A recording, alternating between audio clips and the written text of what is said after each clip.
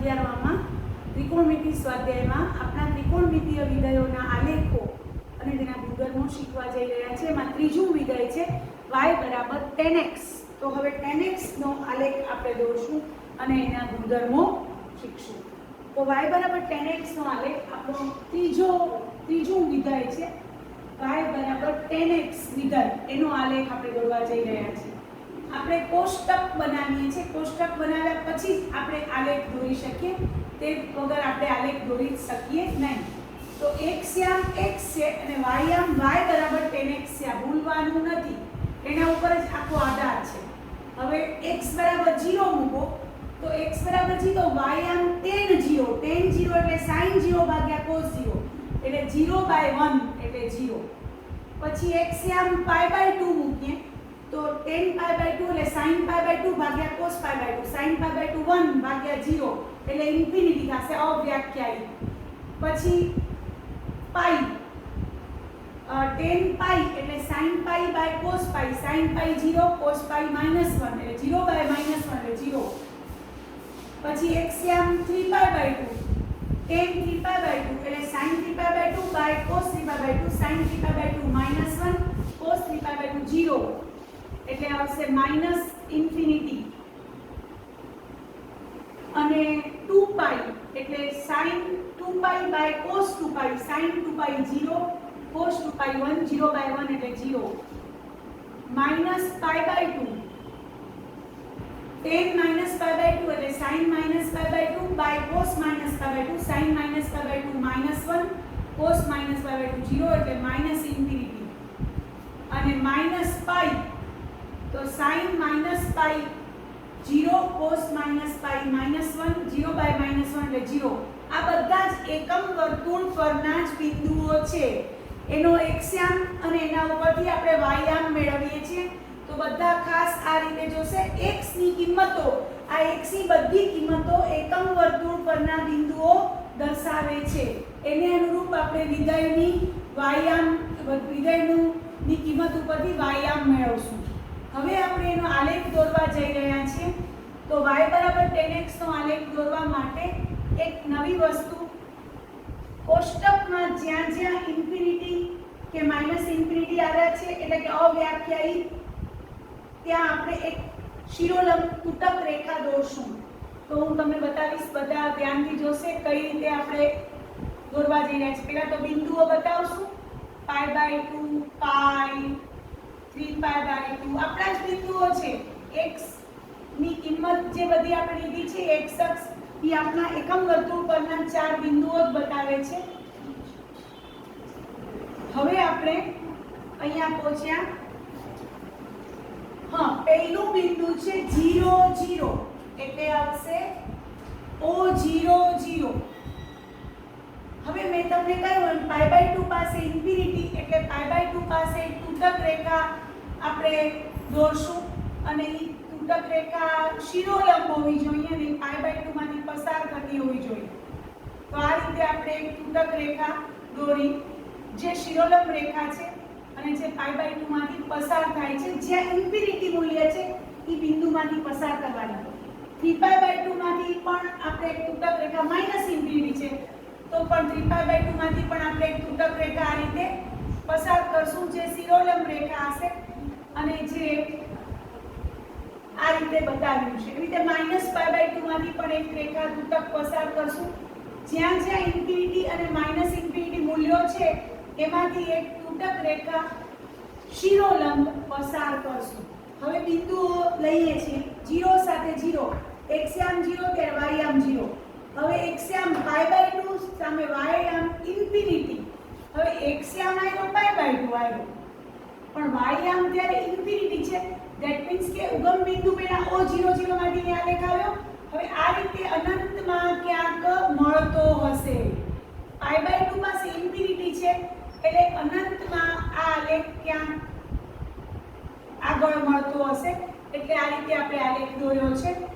પછી પાઈ પાસે 0 એટલે વળી પાઈ પાસે આવ્યો 0, પાઈ સાથે 0, પાઈ x યામ y યામ 0 એટલે x અક્ષ પરનું બિંદુ। વળી 3π/2 પાસે ઇન્ફિનિટી એટલે આવી રીતે 3π/2 પાસે ક્યાંક અનંતમાં એ મળતો હશે। તો આ રીતે આપણે આલેખ દોર્યો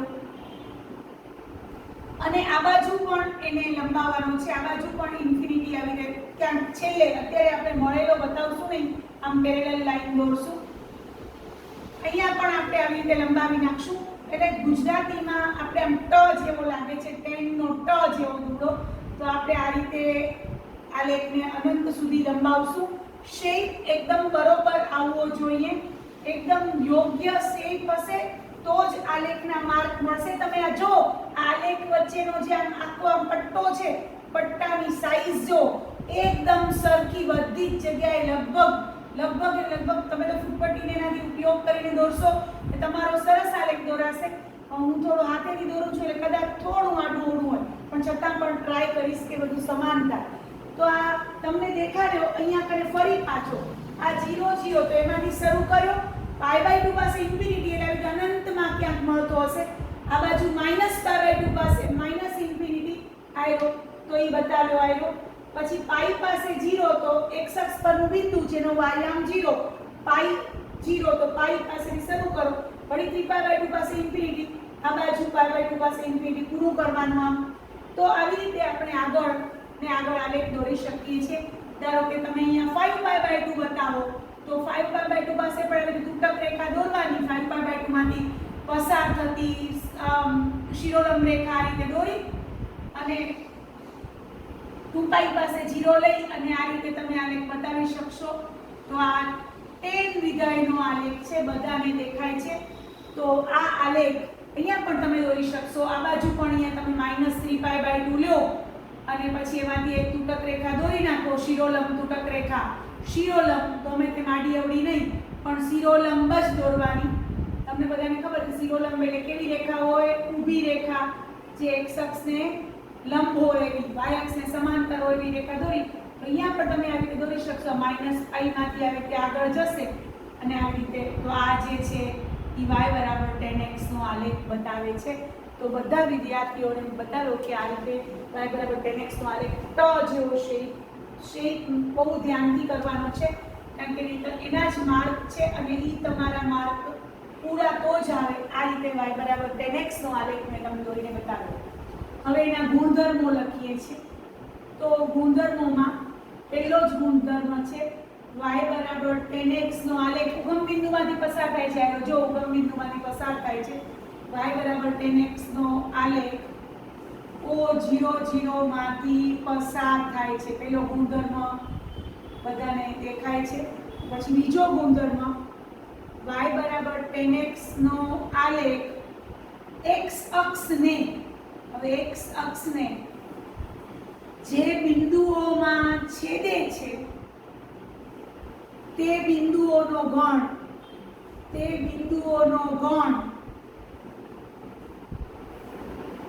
દેખાય છે. એક O પાસે એટલે કે 0 0 પાસે, એક π પાસે, 2π પાસે, આ બધા y = 10x નો આલેખ જે છે ને એ ક્યાં છેદે છે? આ બધા ટ છે ને એ 10x નો આલેખ બતાવે છે આવી રીતે. તો એ બધા x અક્ષને 0 π 2π અહીંયા -π એટલે π ના સહગુણકો પાસે છેદે છે. તો k π જ્યાં k ∈ z જે 10 ના શૂન્યો દર્શાવે છે. તો તમને ખબર પડી ગઈ કે sin ના શૂન્યો અને 10 ના શૂન્યો બંને સરખા છે. 10 ના જે શૂન્યો છે એ sin ના શૂન્યો છે. k π જ્યાં k ∈ z જ્યાં 10 નું મૂલ્ય 0 થાય છે, sin નું મૂલ્ય જ્યાં 0 થાય છે ત્યાં 10 નું મૂલ્ય પણ 0 થાય છે. કેમ કે sin π એટલે બિંદુ a' નો વાયામ 0 થાય. તો 10π તો sin π ભાગ્યા cos π 0 ભાગ્યા -1 તો પણ 0 થાય. એટલે sin ના શૂન્યો બરાબર 10 ના શૂન્યો દર્શાવશે. પછી y = 10x નો આલેખ y અક્ષના ઉપરના ભાગમાં અને y અક્ષના નીચેના ભાગમાં અનંત સુધી વિસ્તરેલો છે. આ આલેખ તમે આ જોશો તો એ અનંત સુધી વિસ્તરેલો છે. y = 10x નો આલેખ y અક્ષના ઉપરના તથા y અક્ષના નીચેના ભાગ તરફ અનંત સુધી વિસ્તરેલો છે. therefore 10 નો વિસ્તાર therefore tan નો વિસ્તાર r છે, અનંત સુધી વિસ્તરેલો છે. તમે જે આલેખ છે ને આમ લંબાવી શકો, આમ અનંત સુધી ક્યાંય ને ક્યાંય, તો એ અનંત સુધી વિસ્તરેલો હોવાથી તેનો વિસ્તાર r છે. હવે ચોથો, y બરાબર tan x નો આલેખ પાઈના ગાળામાં, ઓ બંને 2π ના ગાળામાં હતું, આ પાઈના ગાળામાં પુનરાવર્તિત થાય છે. therefore tan વિધેયનું મુખ્ય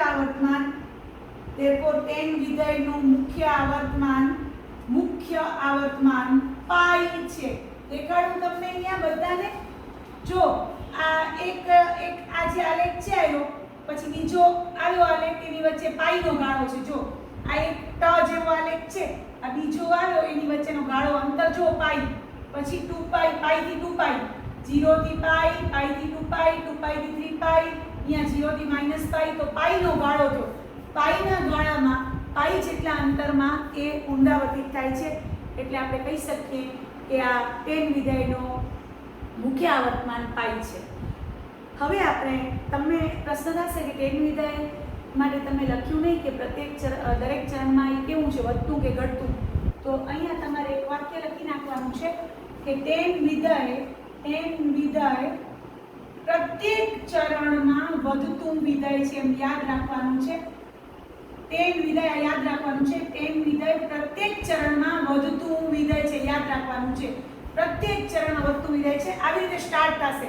જો અહીંયાથી આમ મૂલ્ય ઊંચું આગળ વધતું જ જશે. તમે જ્યાંથી લેશો ત્યાંથી મૂલ્ય આમ આગળ જ વધતું જશે. તમે આમ ઉતર્યા નહીં, આમ આગળ જ ને આગળ મોટું ને મોટું થતું જશે. એટલે આ વિધેય આપણે બતાવ્યું નથી, આપણે યાદ રાખશું કે tan વિધેય પ્રત્યેક ચરણમાં વધતું વિધેય છે. તો આવી જ રીતે આપણે હવે જેમ tan વિધેયનો આલેખ શીખ્યા, એમ આપણે હવે કોટ વિધેયનો આલેખ શીખશું. આમાં જો આપણે આમ ટ જેવો શેપ આવે છે. હવે આપણે કોટ વિધેયનો આલેખ કહેશું. એમાં જોશું કેવો શેપ આવશે. કરશું આ રીતે જ. તો બધા વિદ્યાર્થીઓ ધ્યાનથી y બરાબર tan x નો આલેખ, એનો કોષ્ટક, એનો આલેખ અને એના ગુણધર્મો એ બધા જ ધ્યાનથી બધા યાદ રાખશે અને ઘરે પ્રેક્ટિસ કરશે. હવે આપણે પહોંચ્યા ચોથું વિધેય એટલે કે y બરાબર cot x. તો y બરાબર cot x નો આલેખ હવે આપણે દોરવા જઈ રહ્યા છીએ. ચોથું વિધેય છે. આપણા પાસે કુલ 6 વિધેયો છે. તો આપણે હવે ચોથા વિધેય તરફ જઈએ છીએ. y બરાબર cot x નો આલેખ દોરો અને તેના ગુણધર્મો લખો. તો y બરાબર cot x નો આલેખ આપણે દોરશું અને એના ગુણધર્મો લખશું. તો y બરાબર cot x ના આલેખ માટે પણ આપણે કોષ્ટક તૈયાર કરશું. કોષ્ટક વગર આલેખ શક્ય નથી. x આમ x જ બતાવશે, y આમ cot x બતાવશે. હવે x બરાબર 0 મૂકો તો y આમ cot 0 એટલે cos 0 ભાગ્યા sin 0.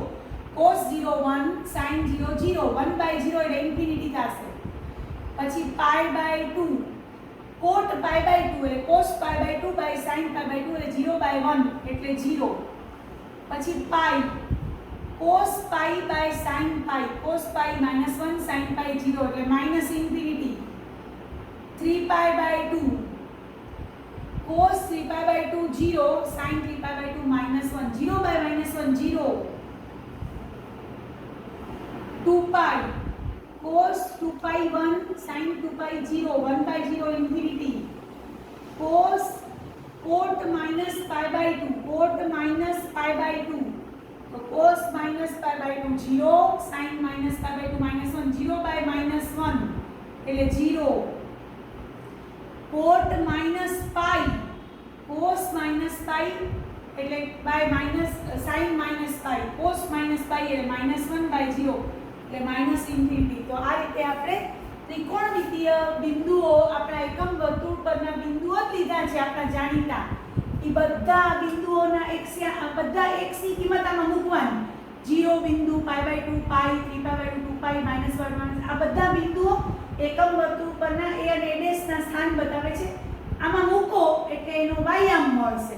કોનો? તો કે y બરાબર cot x માટેનો વાયામ. આ જોડ બિંદુઓની જોડથી આપણે હવે y બરાબર cot x નો આલેખ દોરશું. વળી મેં તમને કહ્યું કે જ્યાં જ્યાં ઇન્ફિનિટી હોય એ બિંદુ પાસે તૂટક રેખા દોરી નાખવાની, શિરોલંબ તૂટક રેખા. તો જેવી રીતે tan વિધેયમાં કર્યું તેવી રીતે અહીંયા પણ આપણે કરશું. π/2 પાઈ, 3π/2 2પાઈ, -π/2 -પાઈ. હવે 0 પાસે તો પોતે જ ઇન્ફિનિટી, પોતે જ y અક્ષ છે. હવે પાઈ પાસે -ઇન્ફિનિટી બટુમાં પાઈ પાસે આપણે તૂટક રેખા દોરી લઈએ. જ્યાં ઇન્ફિનિટી કે -ઇન્ફિનિટી હોય તેમાંથી આવીને ઊભી તૂટક રેખા, શિરોલંબ રેખા દોરી લેશું. ઊભી શિરોલંબ રેખા યાદ રાખજો. પછી 2π પાસે પણ છે. 2π પાસે પણ એવી રીતે તૂટક રેખા આપણે એમાંથી પસાર કરતી એવી તૂટક રેખા શિરોલંબ, આડી અવળી નહીં, ફૂટપટ્ટીની મદદ લેજો. હાથેથી કોઈ નહીં કરે, ફૂટપટ્ટીની મદદથી. -π પાસે પણ તૂટક રેખા આ રીતે શિરોલંબ રેખા આપણે -π માંથી પસાર કરીને શિરોલંબ રેખા આપણે દોરશું, જેથી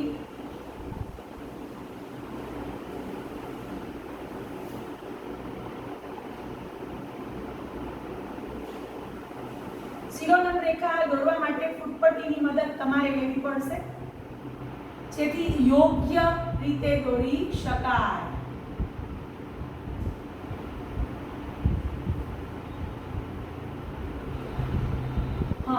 હવે આપણે આ દોરાઈ ગઈ.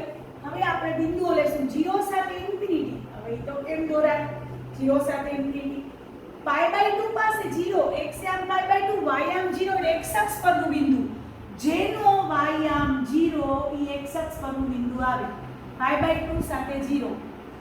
હવે અને 0 સાથે ઇન્ફિનિટી એટલે આ બાજુ જશે, આમ આલેખ આવશે. આવી રીતે આલેખ આવશે. π/2 પાસે 0, 0 સાથે ઇન્ફિનિટી, આમ અનંતમાં ક્યાંક આ 0 છે, 0 દેખાય છે, એના પાસે અનંતમાં ઇન્ફિનિટી. પછી પાઈ પાસે પાછી -ઇન્ફિનિટી એટલે આમ નીચે. વળી 3π/2 પાસે 0, 3π/2 પાસે 0 એટલે આ બિંદુ આવી રીતે બતાવવાનું. હવે આ બાજુ પાછી અહીંયા ઇન્ફિનિટી, આમ -ઇન્ફિનિટી, આમ બતાવવાનું. વળી -π/2 પાસે 0, વળી -π પાસે ઇન્ફિનિટી આવી રીતે, અને આમ આવી. હવે તમે જો તો આ જે ડ જેવો આલેખ છે, ડ આ જ શેપ રહેવાનો, બદલે નહીં. તો આ કોટ વિધેયનો આલેખ છે અને મેં તમને દોરીને બતાવ્યો. હવે એના ગુણધર્મો લખીએ છીએ. પહેલો ગુણધર્મ છે y બરાબર cot x નો આલેખ O00 માંથી નથી પસાર થતો. જોઈ લો, O00 માંથી પસાર થતો નથી, ઉગમ બિંદુમાંથી પસાર થતો નથી. પછી y બરાબર cot x નો આલેખ x અક્ષને નો આલેખ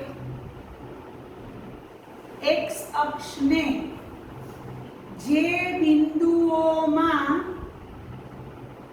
છેદે છે, y બરાબર cot x નો આલેખ x અક્ષને જે બિંદુઓમાં છેદે છે તે બિંદુઓનો ગણ, તે બિંદુઓનો ગણ દેખાય છે. જોઈ લો x અક્ષને કયા બિંદુમાં છેદે છે, π/2, 3π/2, -π/2. π/2 ના એકી સહગુણકોમાં એ x અક્ષને છેદે છે. આ x અક્ષ આલેખ આનો દેખાય છે. તો એ π/2 ના એકી સહગુણકો છે 2k + 1 π/2, જ્યાં k બિલોંગ્સ ટુ જે કોટના શૂન્યો બતાવે છે ત્યાં કોટનું મૂલ્ય શૂન્ય થાય છે.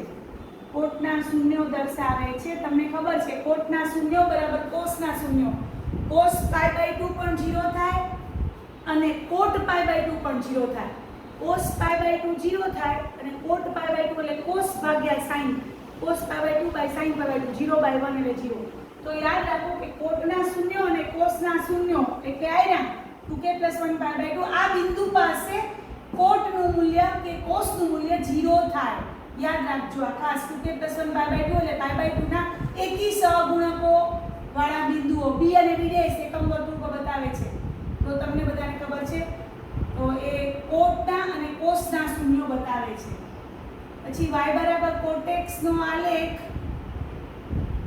y અક્ષના આવી રીતે ઉપરના આવી રીતે નીચે આવે છે આલેખ. નીચેથી ઉપર જતો તો ટમાં આ ઉપરથી નીચે આવે છે આ વિધેય સતત ઘટતું વિધેય છે ઈ છેલ્લે લખાવીશ. હવે અહીંયા જોજો ધ્યાનથી કે y બરાબર કોટેક્સ છે એનો આલેખ આવી રીતે અનંત સુધી બંને બાજુ વિસ્તરેલો છે આ રીતે અનંત સુધી y અક્ષના ઉપરના અને નીચેના ભાગમાં. તો આપણે લખશું y બરાબર કોટેક્સ નો આલેખ y અક્ષના ઉપરના તેમજ નીચેના ભાગમાં અનંત સુધી વિસ્તરેલો છે. અનંત સુધી વિસ્તરેલો છે.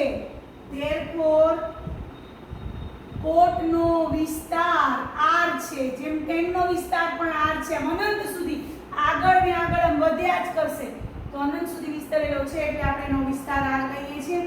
અને ચોથું y બરાબર કોટેક્સ નો આલેખ પાઈના ગાળામાં 10 જેમ જ પાઈના ગાળામાં પુનરાવર્તિત થાય છે. પાઈના ગાળામાં પુનરાવર્તિત થાય છે.